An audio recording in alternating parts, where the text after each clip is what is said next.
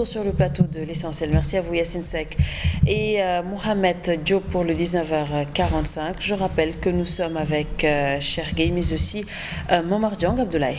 Alors, Monsieur Gueye, peut-on, j'allais dire, doit-on, dans certaines mesures, dans certaines conditions, donner de nouvelles orientations aux ONG qui se focalisent beaucoup plus sur les libertés collectives mais également individuelles? Oui, je pense que dans l'écosystème des ONG, il y a une très grande diversité et je pense que peut-être que dans l'opinion générale, ce qui pose le plus problème, ce sont les organisations des droits de l'homme. En général, c'est elles qu'on accuse de porter ou d'importer des valeurs qui sont contraires à notre patrimoine.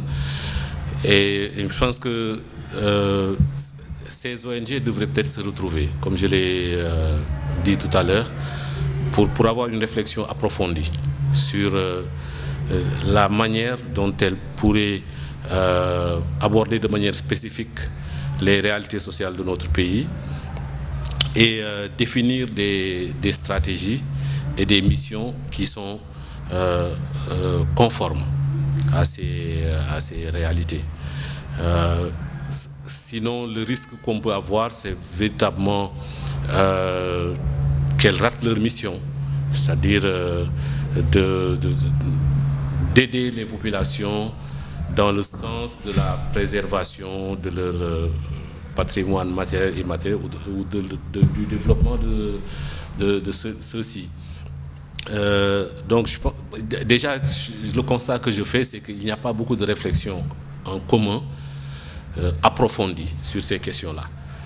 C'est un constat à partir duquel on peut travailler pour réfléchir et définir une stratégie nouvelle qui ne soit pas en conflit avec les réalités de notre pays.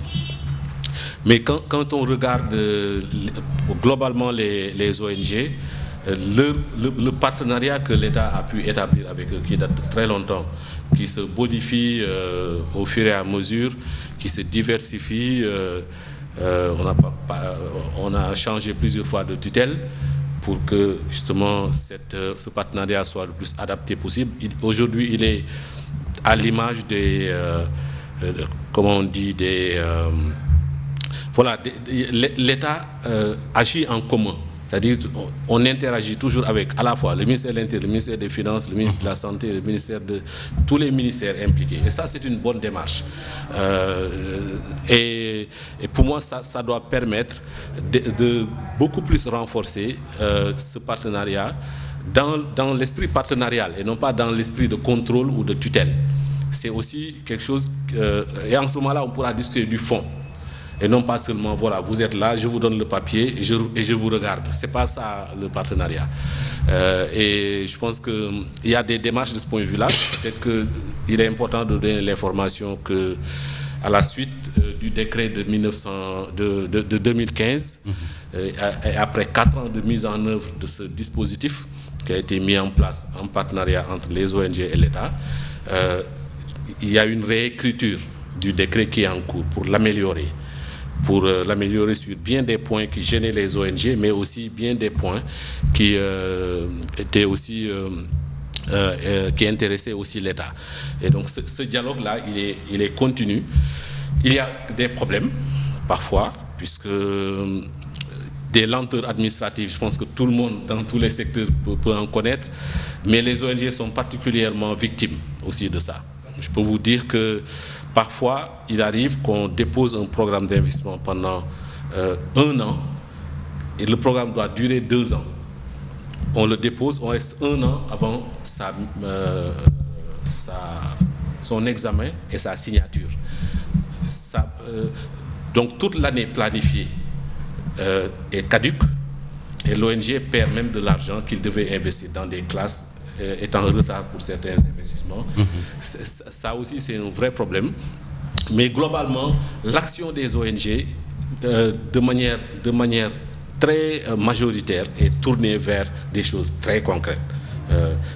Les vaccins, pour améliorer la prévention, l'achat de médicaments, construire des classes, les équiper, construire des forages, construire des barrages, construire des puits. C'est ça l'action quotidienne des ONG. Et donc, peut-être qu'on a besoin sans doute de beaucoup plus communiquer sur cela, pour montrer que le rôle des ONG est vraiment une partie intégrante de l'action de l'État.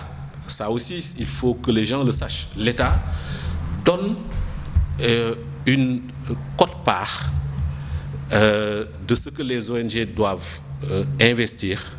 L'État y contribue à travers des exonérations. Chaque ONG bénéficie d'une exonération, mais ce n'est pas pour le manger. C'est pour que la somme à investir soit plus importante.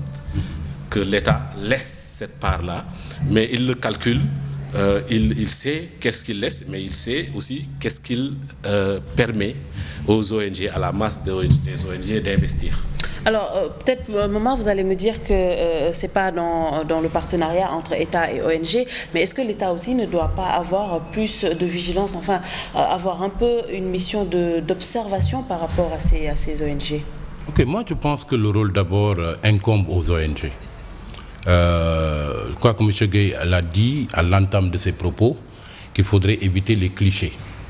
Or, pour que ces ONG-là évitent ces clichés, il y a deux leviers sur lesquels ils devraient intervenir. Pour ce qui concerne les organisations qui œuvrent en matière de droits de l'homme, comme il l'a dit,